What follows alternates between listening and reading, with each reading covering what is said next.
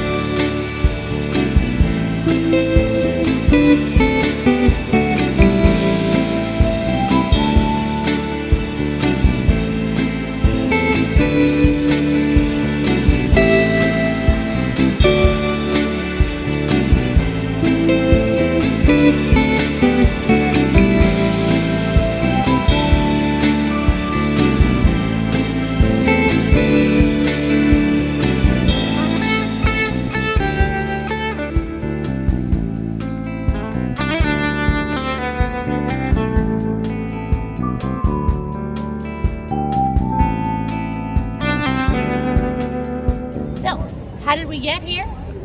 We came from the Valley in LA Speak, and we took the 101 to the 405 to the 10. And now you know, put the in front of everything, you'll be good.